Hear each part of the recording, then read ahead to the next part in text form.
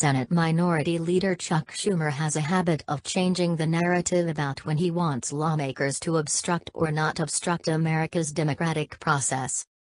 To underline Schumer's inconsistency and outright hypocrisy, the Daily Caller has released a video compiled of various clips of Schumer from President Barack Obama's administration through the current day.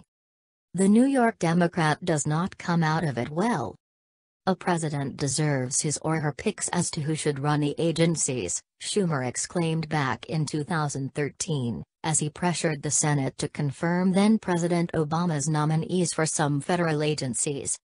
Flash forward 4 years to a President Donald Trump administration, and things got a whole lot different. Now, Schumer seems to take a much more casual approach to obstructing the democratic process. The original plan was to have 8 or 10 hearings the first week, but we can hold them up on the floor or 2 months, Schumer said, referring to hearings for Trump's political appointments in a March 2017 interview with MSNBC's Rachel Maddow. And so they're kind of stuck there too. Mediaite shared a similar video that recounted the way Schumer acted when Republicans denied President Obama's Supreme Court pick Judge Merrick Garland. Senate Republicans need to do their job and give Judge Garland the hearing and vote he deserves because the American people deserve a fully functioning court, Schumer said. Schumer, a do-as-I-say kind of Democrat, thinks differently about Trump Supreme Court nominee Neil Gorsuch, of course. All right, America, stay tuned over the next 6 years to find out what Schumer has to say about the future of your country. The man is consistent about nothing but Democrat power. Share this story on Facebook and Twitter and tell us why you think Schumer flip-flops on such important topics. Who in America doesn't think a president, Democrat or Republican, deserves his or her picks for who should run the agencies? Will you vote for your colleague, Senator Sessions, as Attorney General?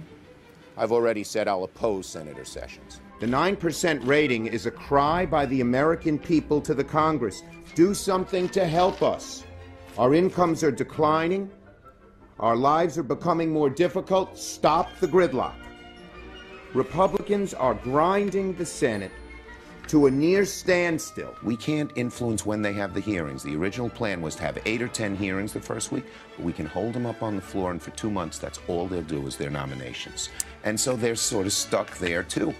Refusing to confirm qualified judges, preventing executive agencies from having the leaders they deserve. Well, it's a new world. People demand action. The old rules need to be modified.